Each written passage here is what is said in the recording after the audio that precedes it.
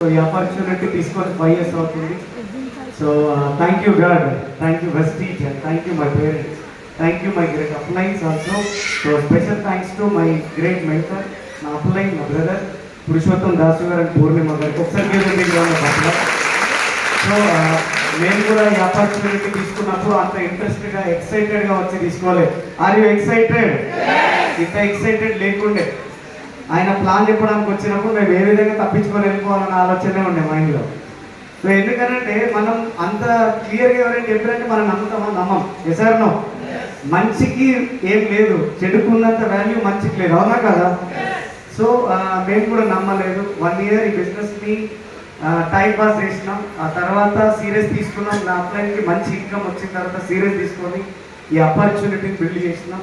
So ఈరోజు సుమారు 5 సంవత్సరాలు అవుతుంది. ఈ 5 సంవత్సరాల్లో ది బెస్ట్ లైఫ్ లీడ్ చేస్తా ఉన్నాం వెస్టీజ్ నుంచి.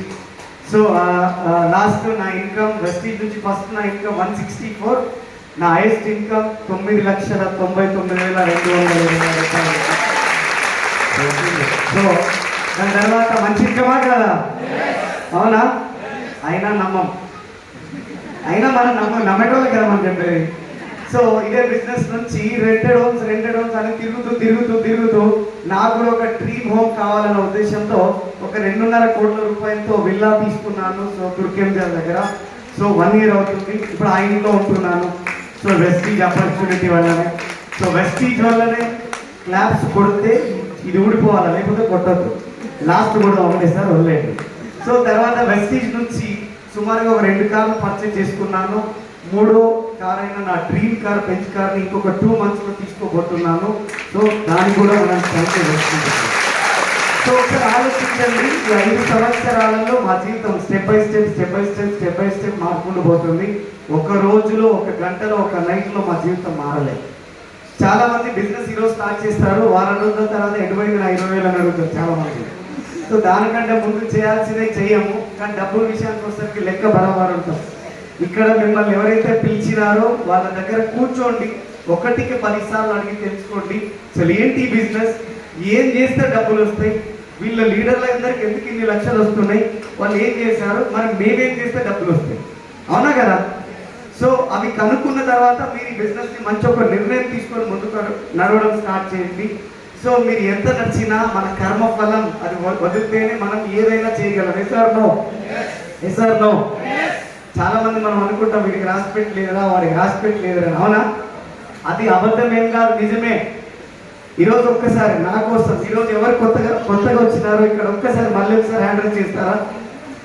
మళ్ళీ ఒకసారి ఒకసారి.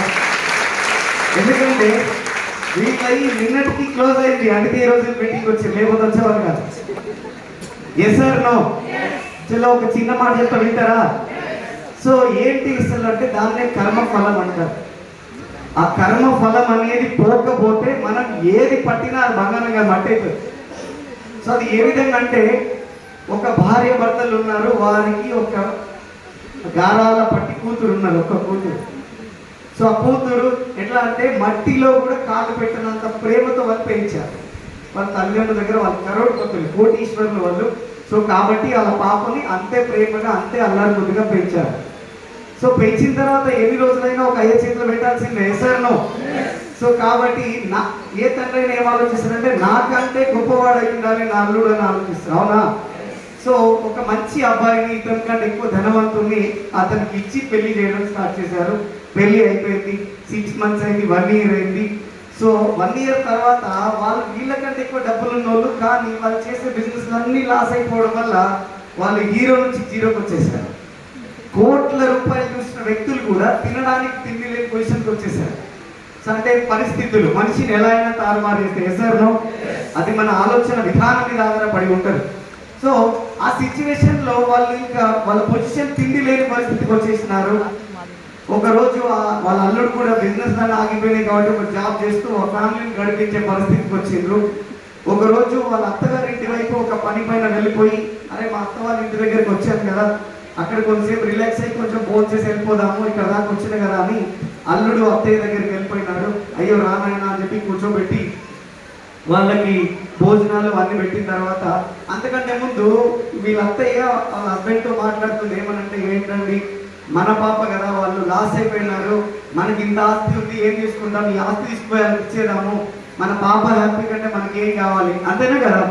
సో ఏం కావాలి మనకి అంటే నువ్వు ఉండు. సో దాన్ని కర్మఫలం అంటారు.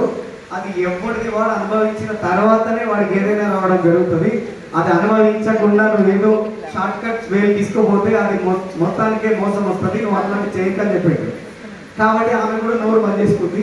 అల్లుడు ఇంటికి వచ్చి కదా ఏదైనా చేసి ఆ అల్లుడికి కొంచెం మేలు చేయాలా, కొంచెం డబ్బులు పంపించాలంటే డబ్బులు డైరెక్ట్ ఇస్తే అల్లుడు తీసుకుంటాడో తీసుకోడు.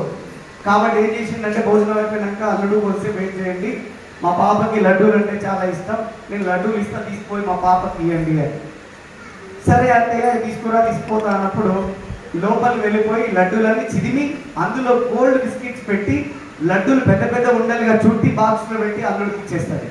తీసుకుపోయి చెప్తుంది, అల్లుడు ఈ లడ్డూలు అంటే నా కూతురికి అమితమైన ప్రేమ, నువ్వు ఎవరికి ఇవ్వద్దు, నా కూతురికే ఇవ్వాలి అని చెప్తాడు. సరే అయితే అలానే చేస్తా, ఇచ్చేసి అని చెప్పి ఆ కవర్ తీసుకొని బయటకు వెళ్ళిపోయి ఆ బస్ స్టాండ్కి నడుచుకుంటూ పోయే ప్రాసెస్లో అతని జేబులో ఉన్న చిల్లర కూడా ఏదో మిస్ అయిపోతుంది, రూపాయి కూడా లేదు అతను వాళ్ళ ఇంటికి వెళ్ళిపోవడానికి. ఎట్లా వెళ్ళిపోవాలి, 20 కిలోమీటర్ 30 కిలోమీటర్ ఎట్లా వెళ్ళిపోవాలి. సో కాబట్టి ఏం చేసిండు, స్వీట్ బాక్స్ తీసుకున్నాడు, ఈయన చేతిలో ఉంది, పక్కన చూస్తే స్వీట్ హౌస్ ఉంది, స్వీట్ బాక్స్ తీసుకుపోయి స్వీట్ షాప్లో ఇచ్చి తీసుకో, ఎన్ని డబ్బులు ఇస్తావు అని ఇచ్చే, నా దగ్గర బస్కి రాలేవా అని చెప్పేసి. సో ఆయన ఏదో 300 200 ఇస్తే తీసుకొని జోబులో పెట్టుకొని బస్ టికెట్ కొట్టుకొని ఇంటికి వెళ్ళిపోయినాడు. అయితే ఈ హస్బెండ్ ఏదైతే ఇంటికి వచ్చేటప్పుడు ఎప్పుడు మా ఆవిడ స్వీట్స్ అడుగుతుంది, ఎప్పుడో ఒకసారి తీసుకోవాలనుకున్నా మర్చిపోతున్నాను, ఆ మామయ్య కూడా అదే స్వీట్ హౌస్కి వెళ్ళిపోయి డబ్బులు ఇస్తే సేమ్ అదే స్వీట్ బాక్స్ మళ్ళీ ఆయన చేతిస్తా తీసుకొని ఇంటికి వెళ్ళిపోతాను. ఇంటికి వెళ్ళిపోయిన తర్వాత ఇదిగో అమ్మాయి ఎప్పుడు స్వీట్స్ అంటున్నావు కదా, ఏదో ఒకటి స్వీట్స్ తిను అని చెప్పి ఆమెకి ఇచ్చి, ఆమె ఆ కవర్ చూసే వరకే గుండెలోకి వచ్చిన తప్పనే, అరే ఇందాక ఈ కవర్ని నేను అల్లుడికి ఇచ్చి పంపించా, ఇదేంది మా ఆయన తీసుకొని ఇంట్లో వస్తుండు అని చెప్పి లోపల తీసుకెళ్ళిపోయి ఆ బాక్స్ ఓపెన్ చేసి ఆ లడ్డుని చిరిగి చూస్తే ఆ గోల్డ్ బిస్కెట్ సదానం ఉంది. సో వెంటనే బయట వచ్చి వాళ్ళ హస్బెండ్కి కాళ్ళకి నమస్కారం చేసి, క్షమించండి నేను ఒక చిన్న పొరపాటు చేసిన. అంటే ఏంటది అంటే, ఇందాక అల్లుడు ఇంటికి వచ్చినాడు, భోజనం పెట్టి అల్లుడికి ఏ విధంగా డబ్బులు ఇస్తా, నీకు కూడా చెప్తే నువ్వు తిడతావేమో అని చెప్పి ఈ లడ్డులు చిరిగి ఇగో ఇందులో గోల్డ్ బిస్కెట్స్ పెట్టి నా కూతురికి అని పంపించాను. అతను తీసుకొని బయటికి వెళ్ళిండు, నువ్వు తీసుకొని లోపలికి వచ్చినావు, నాకు ఇప్పటికీ అర్థమవుతలేదు ఏం జరిగింది. అప్పుడు ఆయన చెప్పిండు, చూసినావా పిచ్చిదానా, ఇది కర్మఫలం, ఇది కర్మఫలం. చూడు, నువ్వు పంపించినావు, ఇండైరెక్ట్లీ పంపించాలని చూసినావు, కానీ అదేమైంది, వెళ్ళిపోయింది, మట్టిపాలు అయిపోయింది, బయటికి వెళ్ళిపోయింది. కానీ నాది మంచిగా ఉంది కాబట్టి నా సొమ్ము ఎక్కడికి వచ్చింది, నా దగ్గరికే వచ్చింది. చేసిన పాపాలు, చేసిన పనులు అవన్నీ క్లియర్ అయితే తప్ప మన జీవితంలో మోక్షం కలగదు.